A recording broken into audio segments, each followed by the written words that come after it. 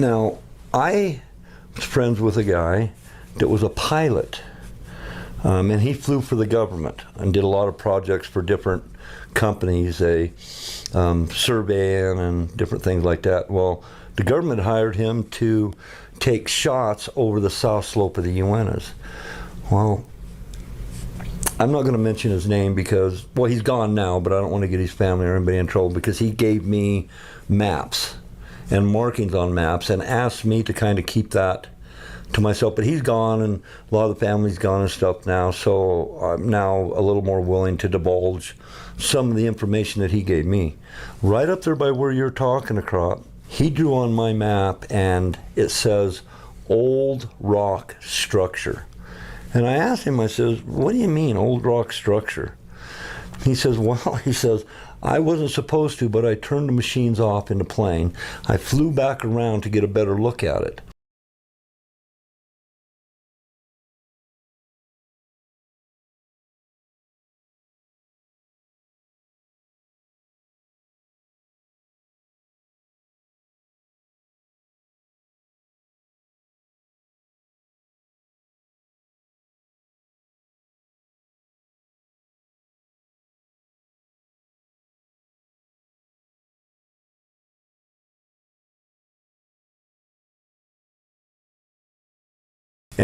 And he flew right by it and said there was columns carved in the rock, not stacked or built, but carved in the rock.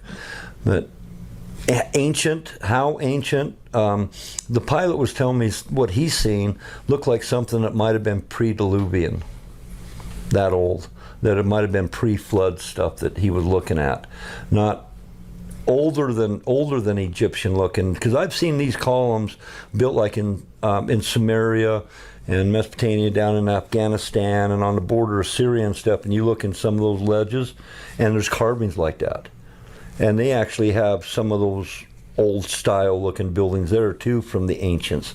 So they obviously travel all over the place, but up there where we're talking about, that's rough, rugged, really a lot of it inaccessible for a lot of people.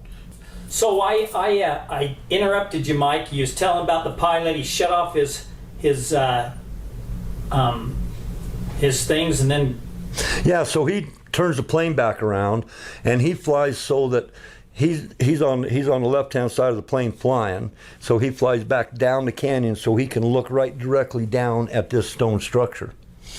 So he tells me when he turns the plane around and he gets a good look at it, but that's not enough for him. So he turns back around, he goes back around, he makes another pass by it and gets down pretty low in the canyon and gets almost perpendicular from this thing's about 1,200 feet out of the bottom of east side of the drainage. Northeast side of that drainage is where this old rock structure he's telling me about. And he describes it as columns carved right in the ledge like you'd see in Afghanistan, in places where they carved, and which is softer rock there, but they would carve them like a facade. Just the front side of the column is what he described to me. It wasn't actually built, it was carved in the rock. And then in between these columns, of course, they were connected on top. He couldn't quite describe what that looked like. He said that some type of a design between the columns, like it was setting on top of the columns. But underneath was a square opening.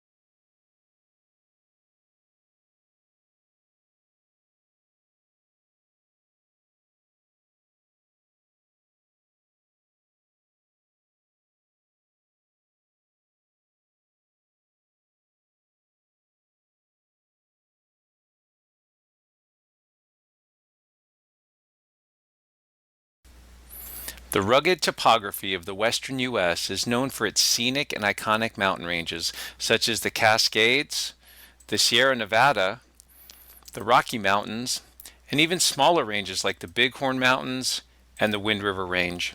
Yet among the hundreds of mountain ranges in the western U.S., one stands out as a complete oddball. Notice that by and large, most of the mountains trend northerly, sometimes more northeast or northwest, but generally the mountains run north-south. Yet the biggest outlier of this trend is the east-west trending Uinta Range of northeastern Utah. So the Uinta Mountains span about 100 miles from east to west in this part of northeastern Utah. They run almost at a 90-degree counter angle to the Wasatch Range, which runs mostly north-south here around Salt Lake City and the Great Salt Lake. Elevations in the Uinta Mountains range from about 8,000 to a little over 13,000 feet, and they also include the tallest peak in Utah, which is Kings Peak.